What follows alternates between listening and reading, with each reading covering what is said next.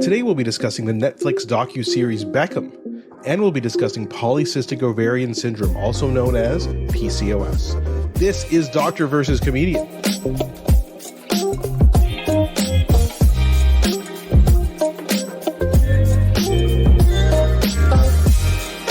I'm Dr. Asif Doja, and this is the Doctor of Laughs. Not a real doctor. Ali Hassan.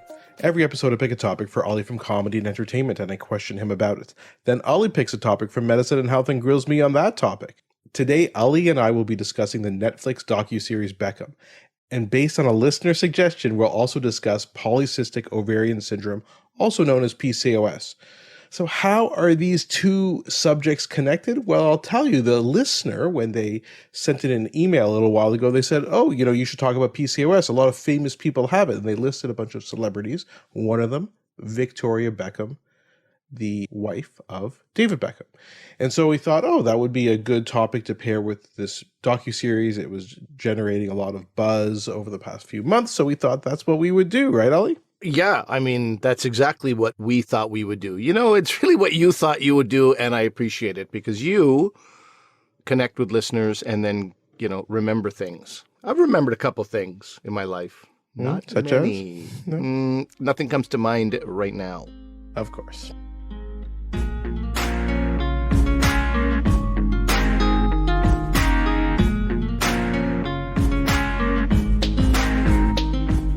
Okay, Ali, so let's get started with this discussion about this docuseries Beckham. Before we get started with that, though, what was your familiarity with David Beckham before you watched this? I used to lay in bed at night and touch myself thinking about him. Is that what you mean, Asif? And the fact that you didn't bothers me very much. No, he's one of the absolute greats. For whatever reason, he reminded me of Wayne Gretzky in the sense that he didn't look too threatening. And then he just turned it on. And especially his free kicks were something to behold. Now, you couldn't watch soccer easily in the 90s and 2000s in Canada. At least I don't believe you could. I don't know where people were doing this. You had to go to places where it would be playing. I always watched the World Cup. I always watched the FA Cup. For people who don't know what those are, every 4 years the World Cup is played, the greatest soccer playing countries in the world, allegedly. And then every 4 years, the greatest teams in Europe play, and it's staggered by 2 years. So that's where I would see David Beckham pretty much always, for the period that he was playing soccer. And then, of course, I was a, sports highlight guy. That was my big thing. Come home, watch sports highlight. I didn't have too much of a life back then, so I watched a lot of TV back in those days. Yeah, didn't have a life back then. Yeah. No offense to anyone who watches a lot of TV now, which would be me. So yes. It's interesting. So I, of course, people probably have figured this out, though we don't talk about sports very much on this show for a very specific reason. I don't know a lot about sports. And so I knew about David Beckham because he was involved with, his wife, Victoria, who was Posh Spice. I guess she still is Posh Spice. And so you kind of heard about the celebrity couple. They'd be on all the TV shows, tabloids, etc. So that's where I kind of heard about him and Posh and Becks and all this stuff that was, it really was a huge thing. They were the couple back in the early part of the 2000s. So that's really where I heard about it. I knew he was a good player. And of course, we can't not talk about David Beckham if we don't talk about Bend It Like Beckham, which is... I was going to ask you, you knew David Beckham prior to this movie, yeah?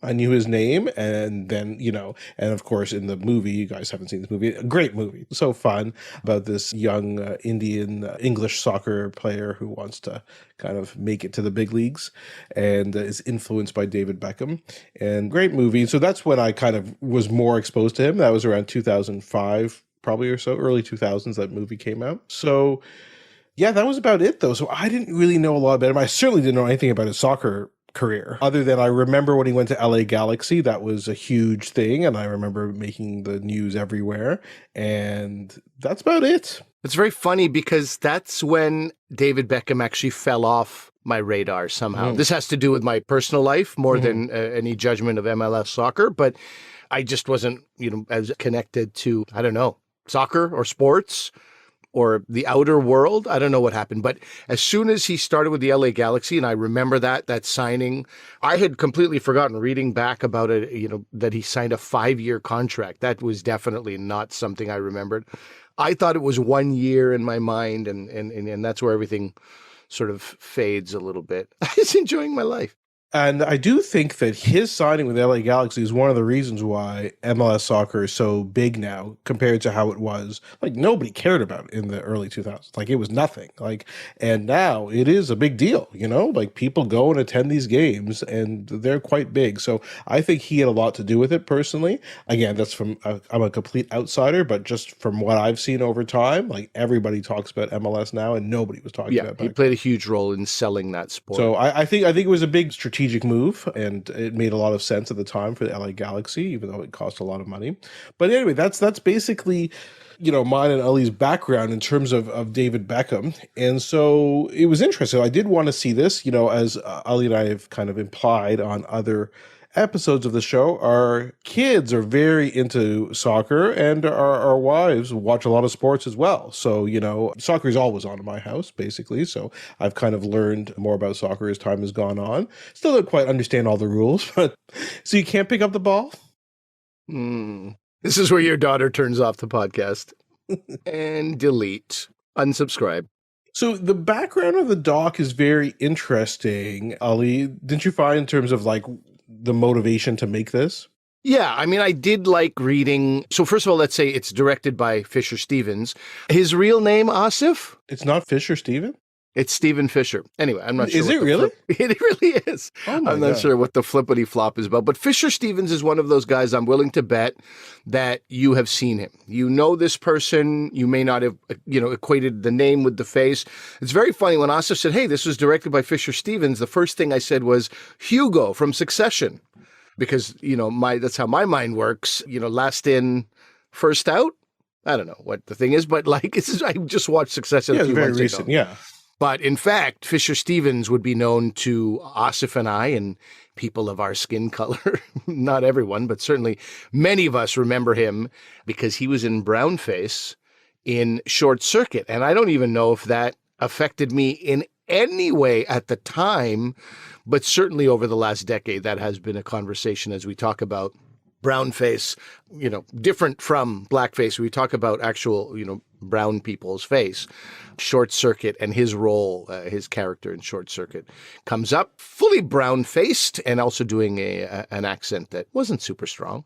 Yeah, did you watch some clips of it? I actually have never seen Short Circuit. We talked about Short Circuit before. It's because of Who's Johnny, that song by Eldebarge. That's a great song, man. You can't deny it. But never actually watched the movie, so I watched some clips of Fisher Stevens. I'm like, yeah, yep, brown face, yep, accent, yep. It's racist. But you know what? Back then, as Ali and I have talked about before, check out one of our old episodes from the archives. Very popular episode that we did, literally, about the problem with that poo and the documentary that was made. To me, I'm like, you know what? We had some representation. I know it was a white person representing, but, if that's all you get, you're like, sure, I'll take that. Totally. And that speaks to how little there was out there for us, right? And if you meet people, 10, 15 years younger than us, they will not look at things that way. They will certainly be like, this is completely disrespectful. But when we saw the Apus of the world, or classic Birdie Num Num, when you saw Peter Sellers at the party, you did feel like, hey, somebody's thinking about our people. That's ridiculous, but that's a fact. Yeah, again, and we're brown and we're saying that, so whatever. I don't know, you could disagree with that, but that's what Ali and I think, and we came to these conclusions independently. So anyway, getting back to Fisher Stevens. So it's interesting. He's a big soccer fan, but I guess he was not a big David Beckham fan. He didn't really know a lot about him because he started getting into soccer in 2003, and he was, really, as Ali was, more interested in what's going on in Europe. So he didn't really pay attention to MLS, and so he, by the time Beckham was doing all this stuff in the US, Fisher Stevens was kind of more interested in European work. And so it's interesting how Fisher Stevens was approached. So if we back up even more, David Beckham, he had the idea to do this docuseries. And he was looking for a director. So the reason why he was trying to do it is very interesting. And I think he was influenced by a very big recent docuseries that was also, I believe, on Netflix. Ali, that would have been The one that my son found boring, the Michael Jordan, The Last Dance. Last Dance, yeah. Yeah. And as soon as I started watching this back, I'm like, this is very similar to The Last Dance. The Last Dance is very specific because it's looking at a specific run, a specific time in the Bulls' playing history. But this is kind of the whole career of David Beckham. So it's a bit different, but you could tell it's very influenced by this. So David Beckham wanted to do it. It's very interesting. I guess him and Fisher Stevens had met to talk about it. And when he was explaining it to Fisher Stevens, Beckham said, he wants to do this because there's lots of unauthorized documentaries being made and documentaries being made without the participation of the main players. And he's like, I'd rather have some control over this. We'll talk about that control in a second, because I think Ali has some thoughts on that. But how did Fisher Stevens' name get brought up? It was actually brought up by Leonardo DiCaprio, who is friends with David Beckham. David Beckham is friends with all these famous people, Tom Cruise, etc. In fact, if you watch the documentary, you'll see like when he started with the LA Galaxy, Tom Cruise and Will Smith threw a party for him. You know that they were trying to totally get him into Scientology. Eh? Like that was like, oh, I don't doubt that at all. Easily the thing. They're like, oh, we need a sports guy. Meat. Yeah. So, and Fisher Stevens at first said no. He's like, why would I want to do this? I don't know who David Beckham is. Like, I like soccer. I love soccer, but I don't really know anything about him. But they actually thought that it would be better to have someone outside of Europe and England do the documentary. I mean, the idea, what you just said is very funny. You just said, I don't know David Beckham. There was a thing that the Sun, if in the documentary, they go looking around the world for anyone who does not know who David Beckham is. And you just put two. So they found this shepherd in Chad, in sub-Saharan Africa, I believe Chad is. And now you're saying Fisher Stevens was the other guy, which I believe is false. But yes, he didn't care for him at the very least, didn't know enough about him to do a documentary on him, I think is what you're saying. Exactly. And Fisher Stevens, you're probably wondering, why is we just mentioned he's an actor. So what is he doing directing documentaries? Well, that's actually what he's been doing most of the time.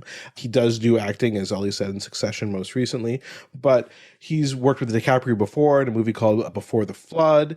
And in fact, Fisher Stevens won an Academy Award as a producer on the film The Cove. You guys might have heard about that. That was from about 15 years ago. It's about dolphin killing basically in Japan in this particular cove, and dolphins are captured to be sold to places like SeaWorld, and they also kill them. And they had to like sneak in secret cameras, and they had a camera disguised as a rock and stuff. So it was, and so that won the Oscar, I think in 2009. So, definitely Fisher Stevens is a documentarian. He does a lot of stuff on, not really on sports, he does more on environmental causes, as you can imagine from his association with DiCaprio. But DiCaprio said, you got to meet with Fisher Stevens. And so it ended up working out because, again, Fisher Stevens thought he could tell an interesting story, and he didn't feel super close to the material as someone, say, from the UK would have been. So that's how it worked. Interestingly, he hired a editor because, they say documentaries are made in the editing bay, named Michael Hart. He did 3 Identical Strangers. Have you ever seen that documentary, Ali? No. That's a great documentary. In fact, the less you know about that documentary, other than the title, the better. He also did Don't F With Cats, which, have you heard about that one? Don't F With Cats? So Don't F With Cats is about Luca Magnotta, the serial killer from Canada. Like, I think everybody who's Canadian knows about this psychopath. So, and of course, he posted videos of him killing cats, and that's actually what got people, to try and figure out who he was, right? And him getting caught. And so those two, again, I haven't seen Don't F With Cats because the material I think is a bit tough for me to watch, but 3 Identical Strangers, it's just a propulsive, kind of always moving forward, almost like an action kind of movie. And he brought this style to Beckham. The other thing he does, Ali, which I'm very curious about, and he says he did this on purpose, there's a lot of him talking, like Fisher Stevens talking. You hear his voice asking questions and people responding. And he says he did that on purpose because he wanted to be asking kind of simple questions that the audience might be asking. I think he especially meant an audience member like me, who doesn't know about any of this history. He's like, well, why did you do that? Why? So he was kind of playing the dumb filmmaker, like, I don't know anything about, well, why'd you do that, And what do you think of that kind of method that he used? It felt overly simplistic at certain times. Yeah. Like, it didn't feel like great interviewing. Yeah. Do you know what I mean? Like sometimes Beckham goes, yeah, it was crazy. And then Fisher Stevens goes, yeah, it must have been crazy, right? Yeah, he just said that, dude. He just said it was crazy. You don't have to also, I don't know. I mean, it felt overly simplistic at times, but, one thing I have to mention is, putting all that aside, the important thing for me before watching this, important meaning the important thing to my enjoyment, was the fact that Fisher Stevens has said publicly that David Beckham had no say in the final edit, not a final so no say. final cut.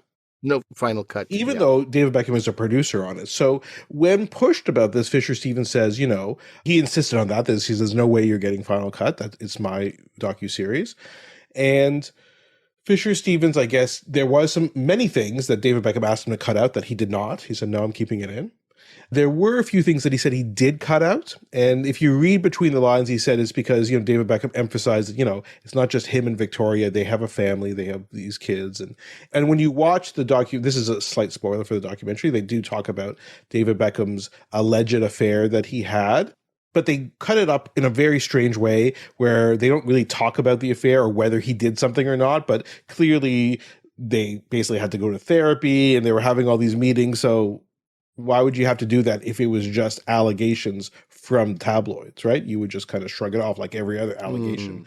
Too posh to push is what they said, right? When she had her first C-section, Everybody, people remember that? Like that, I totally remember that everybody was saying she had a C-section because she didn't want to push. So yeah, I mean, for me, my thoughts immediately, and I don't know if your mind went there, because I didn't know if he was ever actually caught. It's not suggested. You said they're allegations, right? So nobody says he was having an affair. He was alleged to have had an affair.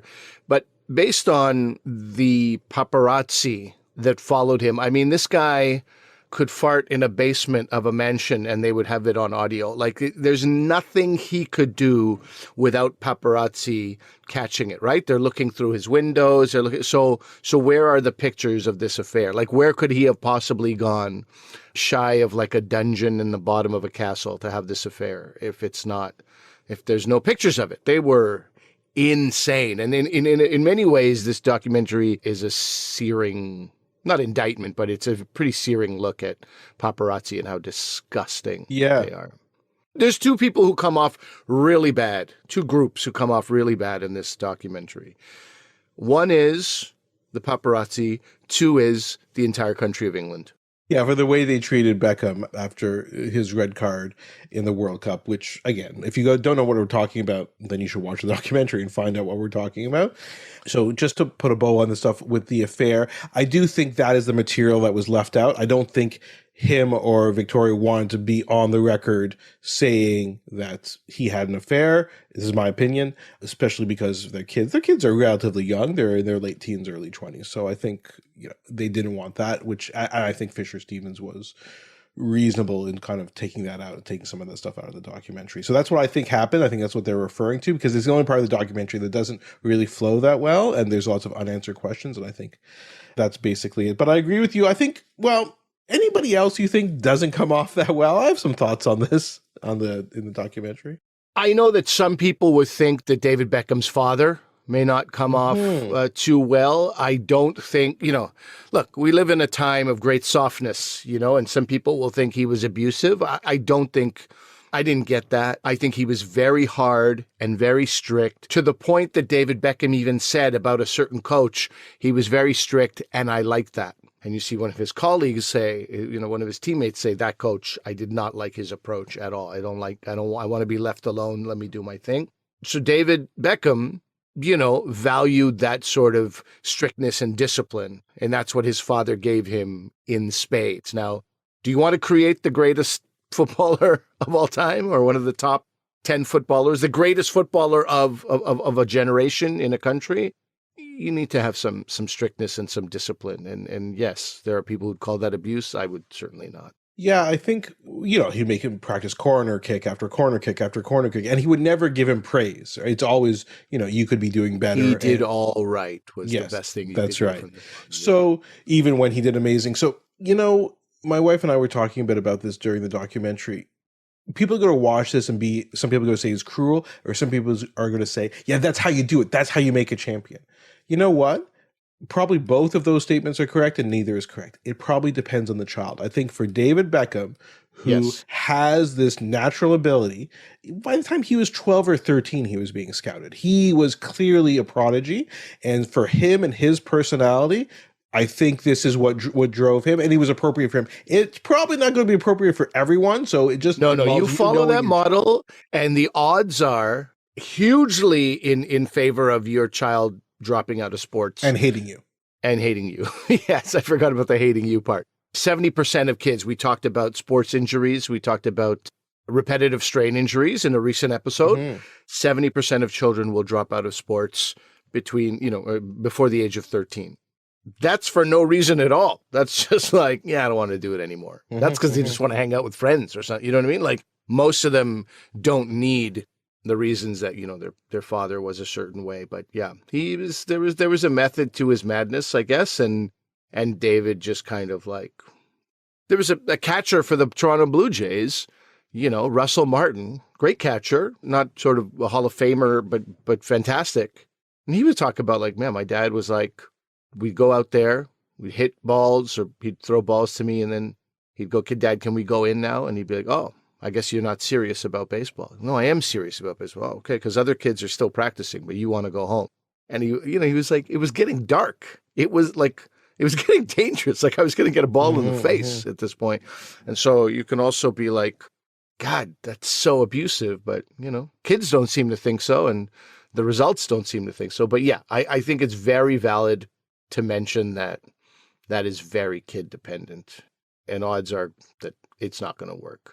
I'm curious what you think about how Victoria comes off in this documentary.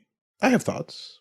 Yeah, this is not a spoiler because, although, listen, at this point we've spoiled everything. You should have just paused this and gone and watched the doc if you wanted to. But there's a video that was floating around on social media. It's a great clip, and it serves a great promo purpose. Like, if you're into that, you're definitely going to watch this all of a sudden. And then the documentary wasn't really about that, but for promo purposes, to watch Victoria Beckham talk about, David and I were both working class, both come from working class backgrounds, and it was hard. And then he pokes his head out of the door and goes, "No, be honest, be honest." "What? No, be honest. What car did your father pick you up in from school?"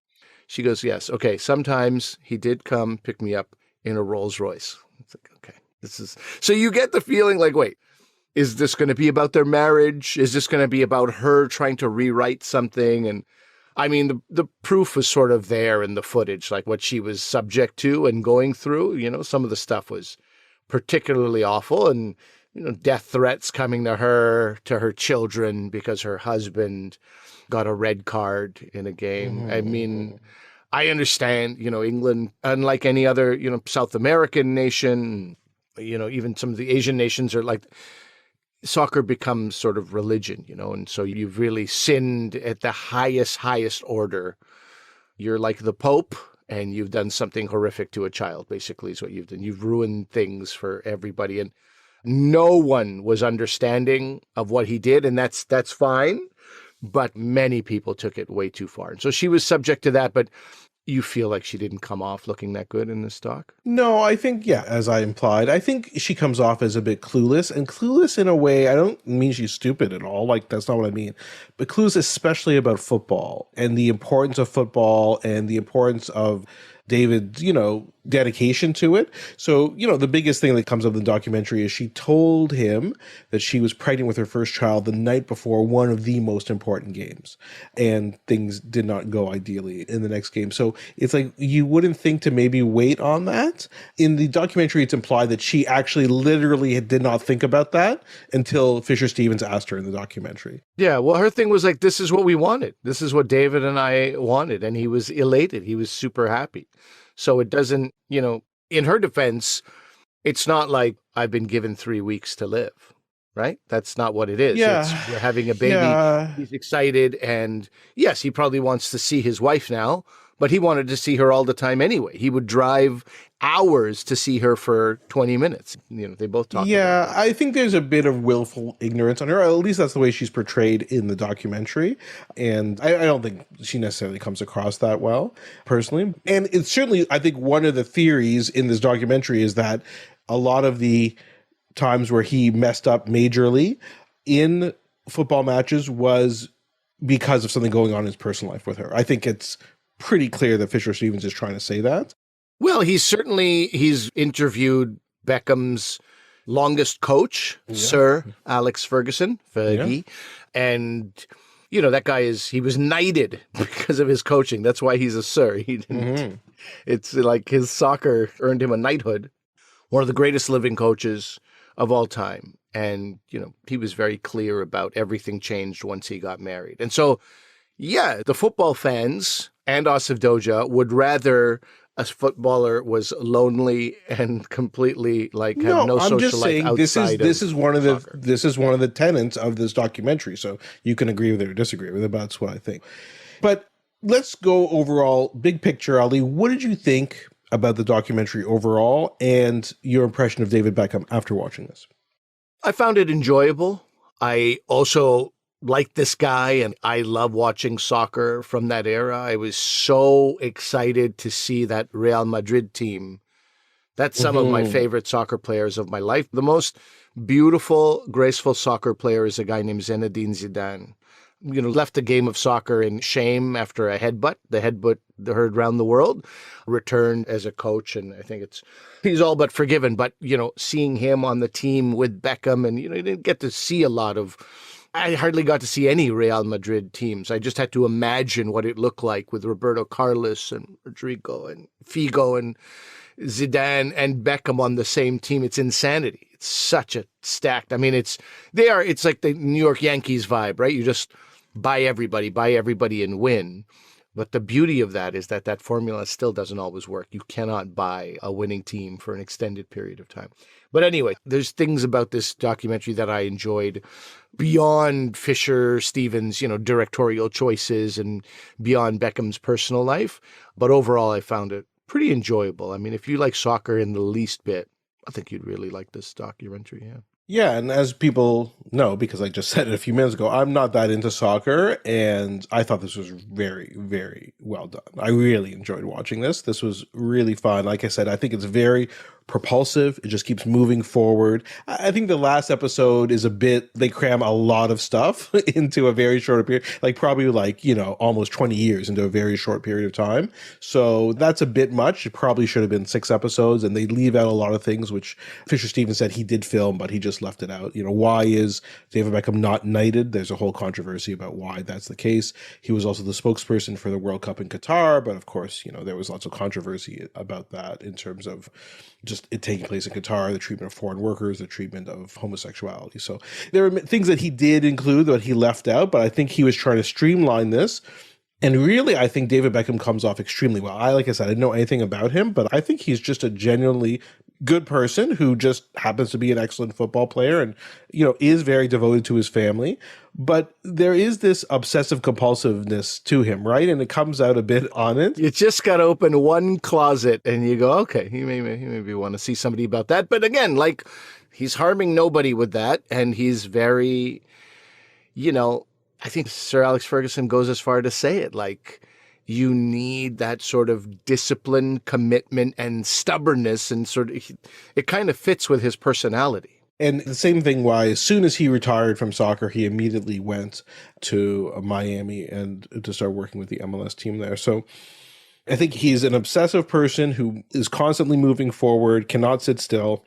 And that's to his credit, to his success. But like I said, I don't think he comes off badly at all. No, the greatest soccer players have nothing but the most incredible things to say about him, right? Exactly. Whereas sometimes you do have this tension on a team, we're both going to be playing and we're both superstars, and how's there going to be room for both of us? He's going to take the shine away from me. But to hear Ronaldo and Figo and even some of these great British footballers talk about him, Roy Keane, I don't know. I love that. I was like, okay, good. Part of me, and I don't know what this says about me, but part of me was worried, is this going to be an expose from his teammates going he was a diva, he kind of sucked all the air out of the room, and he's actually quite a humble, down-to-earth dude. He just liked money, and he loved soccer. Yeah, I got the impression just because he did all the fashion stuff and he was on the covers of magazines throughout the late 90s and early 2000s. Like, people have no idea he didn't live back then. Like, that's, again, how I knew about him. I thought he was going to be a superficial, vain, kind of fame-hungry person. He does not come across like that. And, we talked about The Last Dance at the beginning. I mean, Michael Jordan, greatest basketball player of all time to many. He is a bit of a jerk, and I think we can all kind of agree on that. He didn't come off that well in that, yeah. No, and David Beckham did it, and a lot of the things Ali was just saying kind of reinforced that. So yeah, bottom line is, I definitely suggest people check this out, even if they're not a fan of soccer. I think you'll really enjoy it.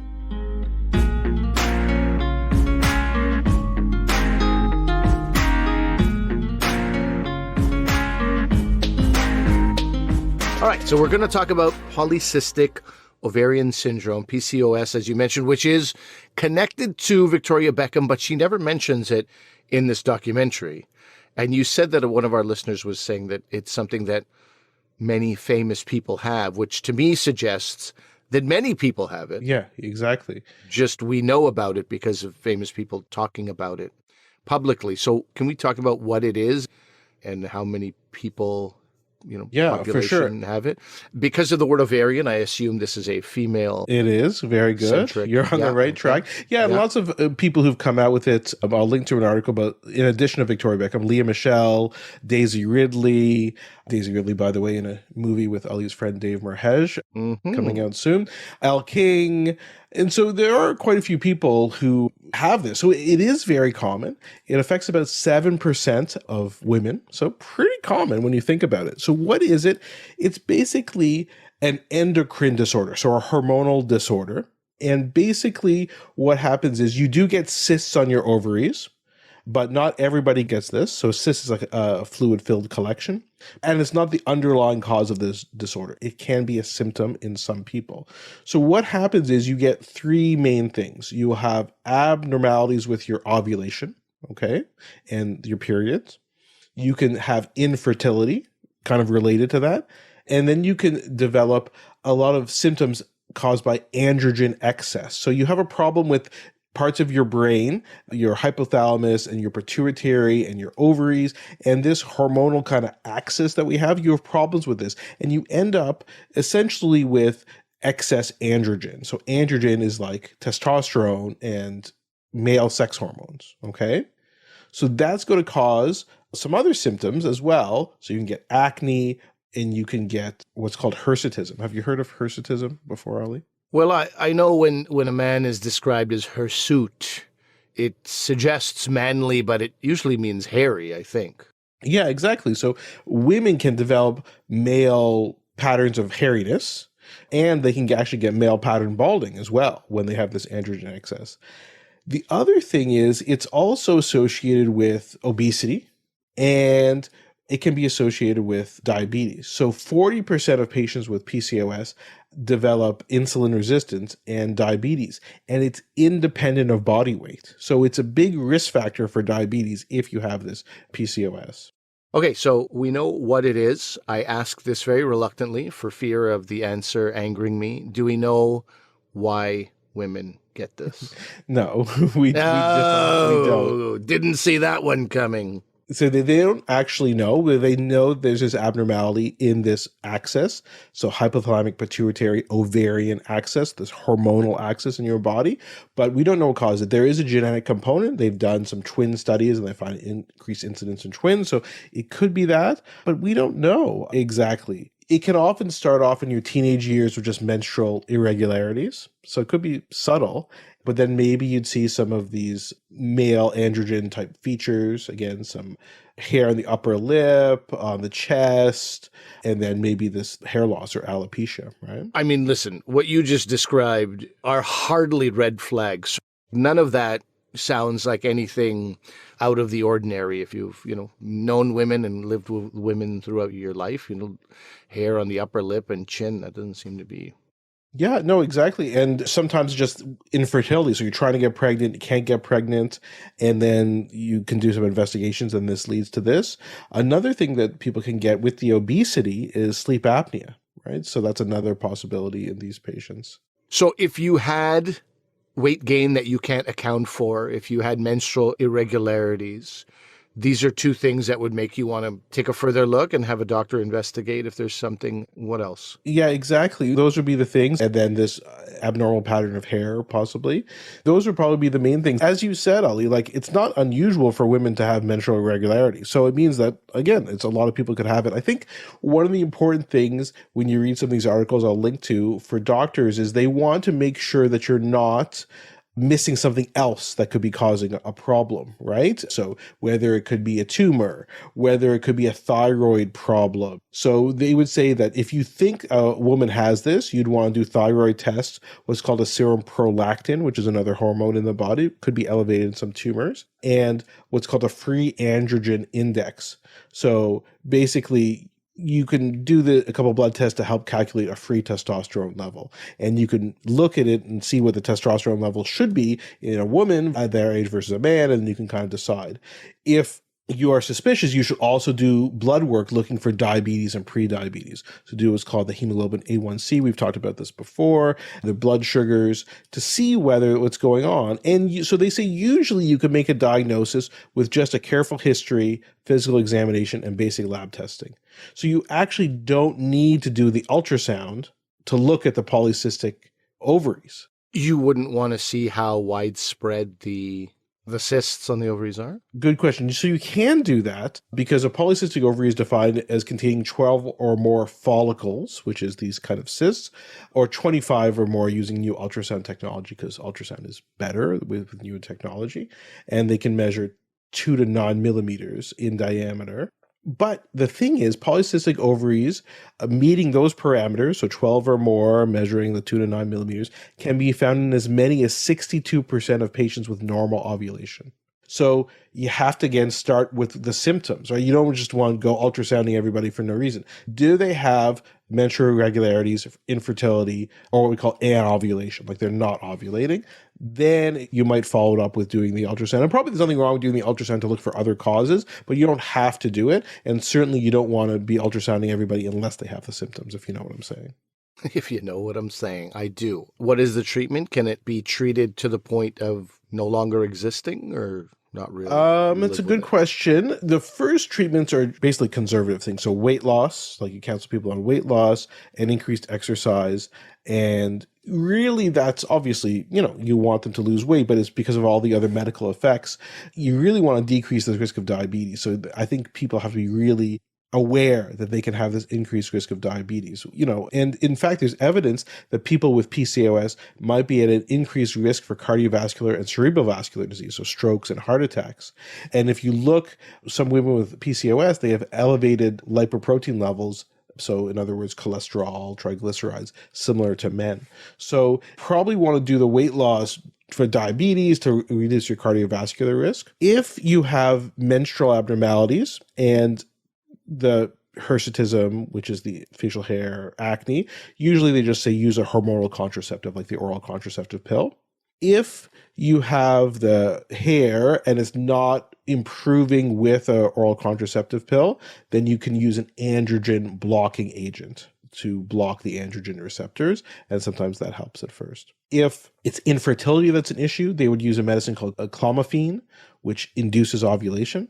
And if you have symptoms of diabetes or pre-diabetes, then they often use metformin, which we've talked about before, is a medicine that they use in type 2 diabetes. And that can also sometimes improve the menstrual irregularities. And what about the cysts? Can you do anything about those at all? Well, you often don't necessarily have to, because they often don't really cause a lot of symptoms, but there's a very interesting procedure you can do called laparoscopic ovarian drilling. Yeah, that sounds super invasive. Well, it's done laparoscopically. So laparoscopic means that we use the camera and you just do a couple of holes in the... I just know that if I have any procedure happening to me, I'd rather the word drilling was kept out of it. I feel like that's a huge branding error on the part of doctors right there. Yeah, what they do is they use, again, my understanding, people should be quite aware that I have no experience with this whatsoever, either as a patient or as a physician, obviously.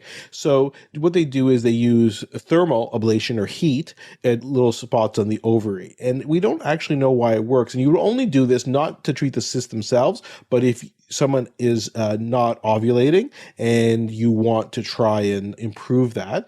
So it is a bit strange in terms of why it works, because they think that the destruction of some of these ovarian follicles results in a decrease in androgen and causes an increase in what's called follicle stimulating hormone, or FSH, which will help to promote ovulation. So it's a bit strange that you're doing this kind of injury to the ovary in order to promote ovulation, but that's what people think works, and there is scientific evidence for it. So that seems like it may be more of an extreme thing to do, and you try definitely all the other things first, just the weight loss, dietary modification, and maybe some of those medications before you go to it, but it's a possibility.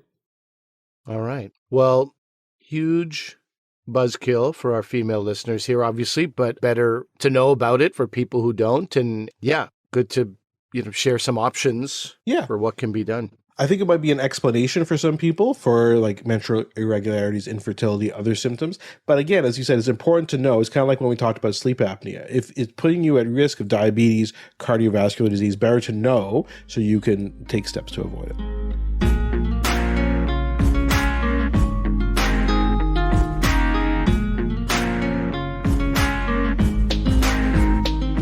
So that's our episode for today. Let us know what you guys thought. Did you guys watch this Beckham documentary? Let us know what you guys thought about it. David Beckham, Victoria Beckham, etc. And PCOS, again, it's something that I didn't know was so common beforehand. So again, we definitely want to hear more similar topic suggestions. A bit of a note to our listeners, we're going to be taking a couple weeks off for the holidays. So this episode is going to come out, and then we'll have 2 weeks off, and we will be back the first week of January with a brand new year and new episodes of Doctor versus Comedian. In the meantime, reach out to us. As we said, the PCOS topic was suggested by a listener. drvcomedian@gmail.com, Dr. V Comedian on Twitter, Facebook, Instagram. We are everywhere. Ali, anything else to add? No, I'll be in and around Toronto doing some comedy over the holidays. If you live in the GTA, you can check out my website to find more information about that. But just wanted to wish everybody a wonderful, restful, peaceful holidays. Hope you get everything you want over the next few weeks. Absolutely. Happy holidays to everyone. Definitely this time of year, peace on earth is what Ali and I are wishing for everyone. But remember that although I'm a doctor, I'm not your doctor. Medical issues we talk about are for your interest and information only, and they're not medical advice. Please consult your medical professionals for actual medical advice. Thanks for listening. Peace on earth. Bye.